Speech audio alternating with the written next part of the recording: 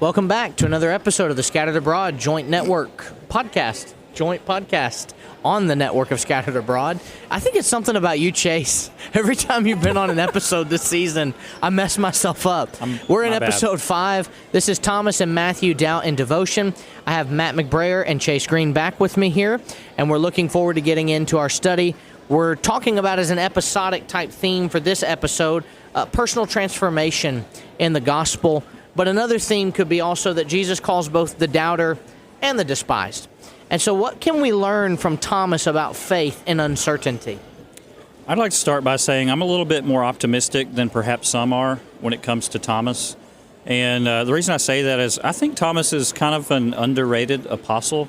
Actually, my favorite apostle is probably Paul, probably Peter after that. I really like Thomas up there pretty highly as well. The reason I say that is because a lot of people call him Doubting Thomas, and I get the rationale behind that.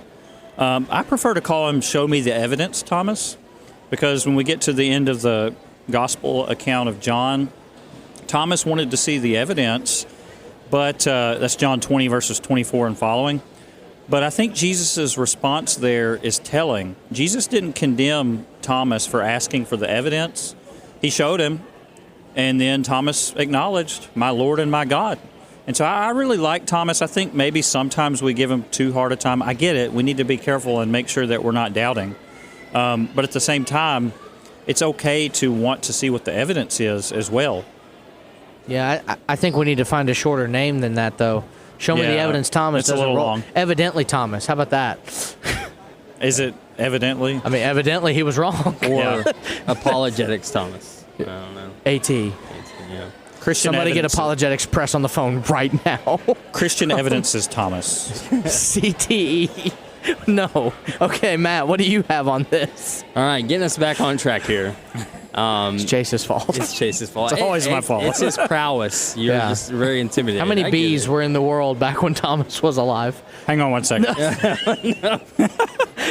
Go ahead, Matt. Okay. But, I think going along with what Chase said, it is important to realize that it's okay to ask questions. It's okay to really look for proof. And then on top of that, I think that with what happens with Jesus even, meets him where he's at. He doesn't go, "No, that's wrong." No, he just meets him where he is, and helps him move along through that. But yeah, the idea though is that we need to grow stronger from these instances, and I think that that's what happens with Thomas here. Yeah, if you want to call him Doubting Thomas, you could say it's an honest doubt. Honestly, which one of us would have been of the opinion, "Oh yeah, he's alive," totally? Because Jesus himself didn't condemn Thomas for what he said. Blessed are those who need the evidence, essentially, that's the MCV version, Michael Clark version, and blessed are those who don't need the evidence. It reminds me a lot like how the parables sometimes were talked about in the sense of like, I need to see proof. Well, parables would sometimes reveal hidden truths and also conceal hidden truths. This seems to be a similar mindset of some people will hear it and go, "Yes, the evidence you have provided me by what I'm reading is enough. That's enough evidence." But there's also tons of evidence that can be physically seen through historical artifacts, historical records, all of that at the time, if Jesus still lived today, I think we'd still have some honest people saying, "I want to see proof of this. You're telling me a man died and raised himself from the dead." Mm-hmm. I don't believe that. And I don't think we can be very harsh in saying that he was wrong. I mean, he wanted proof. He found it. John 20, 24 through 29. And there's this idea of Jude 22. On some, have compassion. Mm-hmm. Jesus did not say to Thomas, "How dare you?" Right. Yeah. What is wrong with you? He met him where he was at and said, "Here you go. You want proof? I've got it." Truth has no need to fear an investigation. Jesus wasn't scared of Thomas's doubt. He didn't have anything to fear. He just said, "Reach in, touch the holes of where the nails were, and reach into my side. Go ahead. Here's the proof you're looking for." And then you see Thomas's realization come to be with, "My Lord and my God, this is true." Then yeah, I like what you said there about Doubting Thomas being more of the evidently Thomas. Inquisitive, maybe. Inquisitive Thomas. Inquisitive Thomas. IT. So, yeah. I like that one. A couple of other instances in Thomas's life. John 11, verses 7 through 16. In verse 7 there, Jesus wants to go back to Judea, and the disciples basically try to talk him out of it because there were people wanting to kill Jesus there. Guess who's right there with Jesus, almost like Peter. You know, Peter, I call Peter impetuous Peter because he's always raring to go. Yeah. And sometimes he puts his foot in his mouth, I think. Most Thomas essentially says here, let us go. This is John 11, verse 7. Let us go also that we may die with him. I think it's toward the end of the passage, but let's go. Let's die along with him. And then John 14, verse 5, Thomas asks the famous question. You know, John 14, Jesus says, let not your heart be troubled. If I go to prepare a place for you, I will come and be with you again. In verse 5 of John 14, Thomas says, Lord, we do not know where you're going, and how can we know the way? And then Jesus comes in with that amazing statement in John 14, verse 6, I am the way, the truth, and the life. So that tremendously important verse in John 14, verse 6 was in response to a really good question from Thomas. Right. Well, when we think about Matthew now, Matthew was one, not this Matthew, Matthew that we're talking about in the Bible. I was about to say, Matthew was kind of hated by profession if you think about it. Tax collector. No, most people would not want to see him coming.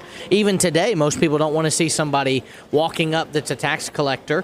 And so, not you, Matthew, this Matthew. You're an insurance agent preacher. So you're kind of like doubly hate. No. Yeah, that's right. No, people look to you for guidance. No respect. Safety and security, both physically and spiritually. But Matthew's background as a tax collector, how did that make him a surprising addition as an apostle? Well, I think, just clearly from the thought process of who did he work for? He worked for Rome, and immediately he's just labeled a traitor. I think a lot of times we think about tax collectors, we just automatically think IRS. Well, we wouldn't want to hang out with IRS agents, and I mean, I get that. That's just really not the same thing, because Rome has come and taken captive this land, and they're just subjugated to them. They're paying taxes, and then on top of that, you've got somebody who is a fellow countryman, and he is now in charge of taking up taxes, and so it just ends up being just a hated position. I mean, how many times do you see in the scriptures, well, even, thinking about, tax collectors and sinners, they went into the same category for the Jews, the same category. Even, if you talking about choosing to do good, well, what do? Do you do good to people just because they do good to you?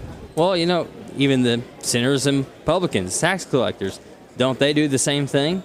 And, that's just one example, but there's several examples where they're lumped into the same category. Yep. And so, I mean, that's the biggest thing right there is that that's kind of surprising that you've got a bunch of Jews, number one, that are there, and then you've got this tax collector. Not only that, you've got Simon the Zealot there, who would have been, militantly trying to get rid of Rome.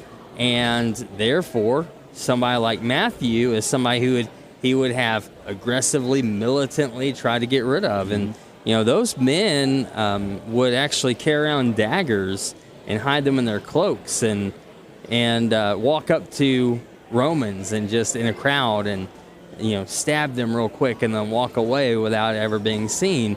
That could have happened to Matthew by someone like Simon the Zealot. Yep. And yet, here they are, they're partnering in the gospel, they're following Jesus, and they're working together.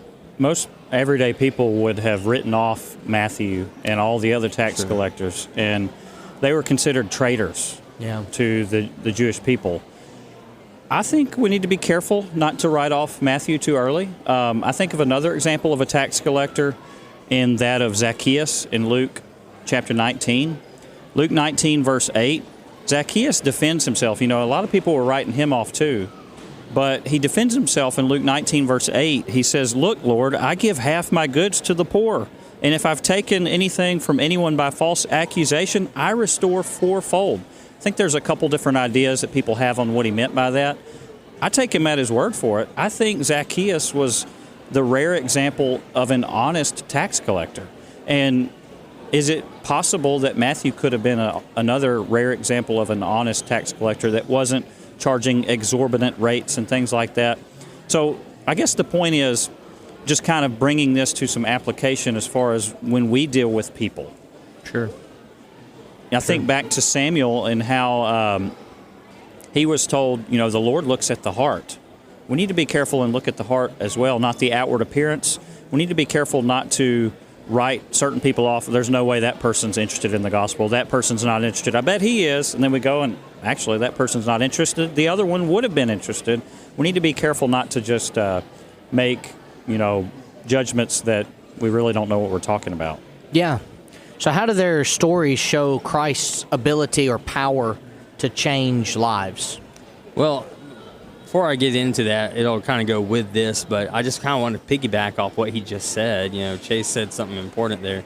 We sometimes we pick and choose who we think is going to obey, and we really don't know. And I remember the biggest thing for me is whenever I was working with a church early on, a person that was having gender dysphoria came in. And it was a woman that was dressed like a man, and, it was clear that they were having some issues. I mean, when they walked in, I didn't even recognize that it was a woman. And it took me a couple of minutes to understand, oh, no, this is a woman here. And so we had a long conversation. I remember she wanted to have a Bible study, and I thought, she's never going to obey. I mean, she's got too many problems. She's not going to obey. And I remember I've done this several times in my life as a preacher where I've said, that's not going to happen. And then I have to eat my words. And I'm so thankful that on that one I had to eat my words because she became a Christian. She was faithful. She ended up getting cancer later on, stayed faithful, died a Christian. And if I had just said, no, I'm not going to waste my time, then, I would have lost out on that opportunity. Maybe even she wouldn't have died a faithful Christian. Hopefully she would have found somebody else, but who knows? But going into that, I think that illustrates the power here of changing lives. We just don't know how far someone is willing to change, like how far they're willing to go in their life and change what they've been doing. And so people will come to Christ, and they will have these backgrounds that are steeped in sin, and just knowing that they can be free from that and that they can come to Christ is just an amazing thing. And that we see this time and again. This is the entirety of the gospel message. You've got all these people, and I love going through the book of Acts and seeing people with different backgrounds obeying the gospel. And that's what we have even today. We've got a bunch of people with different backgrounds obeying the gospel. Yeah, there's not much to add to that. I'll just say this. We need to preach the gospel and sow the seed, and God's going to give the increase. And so we need to sow the seed, not sparingly, but we need to sow the seed indiscriminately. We need to preach it to everybody, and God's going to be the one that knows the hearts, and He's going to give the increase on the ones that have the hearts that will willingly hear it and obey it. Yeah. Well, we're certainly glad that you guys were with me today and studying. We're thankful for you. We're grateful for the opportunity we have to be a work of the Memphis School of Preaching, and we know that if you are looking for an opportunity to preach the gospel, this is the school that will help train you. It's trained all of us that are on the network, and we're grateful to give back in some small way by doing the work of Scattered Abroad. We do also want to just make it known as a bit of a housekeeping thing here that we are recording this at Polishing the Pulpit, and so if you are stopping by the booth sometime in the near future at PTP when they're up and running, you can look for us. We'd be happy to see you and say hello, let you see the setup that we're actually filming on right now at Sevierville. And in Branson, we've got stickers and other things that we'd be happy to give you. If you are making plans to come to the Memphis School of Preaching Lectureship, it is something that happens the last Sunday in March all the way through the following Thursday. We'd be happy to have you in attendance. We do have RV hookups, but you have to call the school in advance to make sure that you get those in time. We are studying about scattered disciples, and we have so many different things that we're going to be able to study still this season. But the next time you will see Chase and Matt back together with me will be episode 11, where we'll talk about signs, wonders, and witnesses. Until then, remember the words of Acts 8 and verse 4. Therefore they that were scattered went everywhere preaching the word. May we always remember and continue to scatter the seed together.